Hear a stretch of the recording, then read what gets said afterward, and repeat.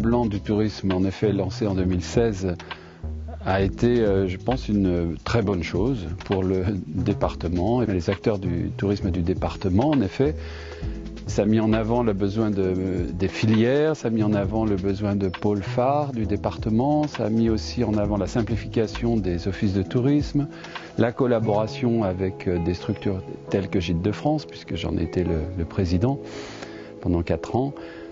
Donc tout ça, ça a été très positif. Alors les changements positifs que je vois avec l'instauration de ce livre blanc, c'est en effet la mise en avant des filières, donc la gastronomie, le patrimoine, la pleine nature, le bien-être, ça marche.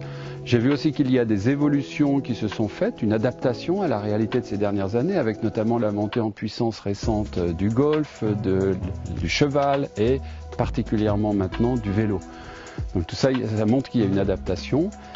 Sur le côté pôle phare, ça c'est quelque chose qui je crois est très important. Les gens ont besoin d'une attractivité vers une destination pour vivre leur expérience touristique et certains endroits du département répondent à ce besoin. En effet, en tant que président de Gîtes de France, nous avons pu avoir une excellente collaboration avec Un Tourisme et nous avons bénéficié d'une forte demande de la part des clients sur ces dernières années, avec une augmentation de 50% sur 4 ans du chiffre du service réservation de Gîtes de France. Par ailleurs, nous avons également augmenté nettement la qualité des hébergements que nous mettons à disposition, puisque maintenant plus de la moitié de notre parc est de 3 ou 4 épis. Et pour Espace Rivoire, nous avons été sélectionnés dès le début du livre blanc du tourisme comme coup de cœur du département et ça nous a été bénéfique. Nous avons eu une croissance importante pendant toutes ces années, une continuité de la croissance. À vrai dire, on sent que la clientèle a beaucoup besoin, et encore plus maintenant avec le Covid, d'espaces de nature, d'espaces où il y a une certaine liberté retrouvée, du sens et de la liberté. C'est vrai qu'aussi Un Tourisme est un facilitateur sur nos actions et puis aussi il y aura de nombreux projets à développer sur la moyenne montagne puisque une grande partie de notre département de l'Ain est occupée par le massif du Jura. Et, ça nous permet aussi de développer de nombreuses activités liées à ce secteur de moyenne montagne, puisqu'on a la chance quand même d'avoir un territoire, le département de l'Ain, qui est partagé en 2 secteurs, un secteur de plaine, un secteur de montagne, et qui nous permet des activités multisaisons. Cette stratégie du livre blanc, elle nous permet justement de développer beaucoup plus d'activités en ayant quand même un canevas à suivre et éviter justement, comme je vous dis, d'être en concurrence avec d'autres parties du territoire.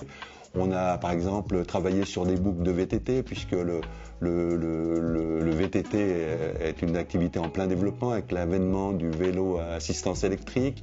On a développé de nombreuses boucles en partenariat avec nos collègues des territoires voisins et aussi bien se rendre compte que quand même le tourisme c'est l'affaire de tous. On n'est pas là pour défendre un territoire spécifique, on est là pour travailler avec les territoires voisins. Le tourisme n'a pas de frontières, il est important qu'on travaille tous ensemble, main dans la main, et c'est le rôle d'un touriste justement de faciliter ce travail en commun sur les différents territoires du département de l'Ain. Alors je crois quand même que, comme tous les acteurs du tourisme dans l'Ain, on a pris conscience quand même qu'il y avait eu un accompagnement hors pair. Je ne parle pas du confinement qui a été où on a été très bien soutenu par les pouvoirs publics, mais je pense qu'au niveau départemental, on a quand même eu des acteurs qui sont, les acteurs des collectivités territoriales du département, nous sont vraiment accompagnés, ont eu beaucoup d'imagination pour concevoir sur différents terrains, bâtir un soutien promotionnel incroyable et autour d'un touriste qui a mis les moyens aussi pour nous accompagner. Et ça, je crois que l'ensemble des professionnels du tourisme, ils sont extrêmement reconnaissants aux décideurs qui, à nos côtés, nous ont beaucoup aidés.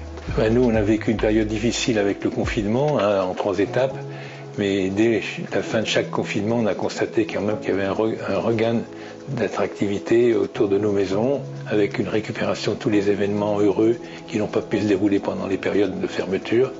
Et on le retrouve encore aujourd'hui dans une fréquentation soutenue, et on peut que s'en féliciter après une période vraiment calamiteuse. Alors les changements, on a constaté quand même pas mal de changements dans dans la signalétique, dans tout ce qui était les supports édités, dans les messages passés, sur tout ce qui concerne la communication, les réseaux sociaux, etc. On a senti vraiment qu'il y avait un nouvel élan qui était pris et qui était porteur. Donc on peut que s'en féliciter et remercier tous ceux qui à nos côtés nous aident à fortifier un petit peu le tourisme. Le tourisme est quelque chose de très important un peu dans l'ensemble de notre pays, et particulièrement dans l'Ain qui est un département qui a beaucoup d'atouts sur le plan touristique.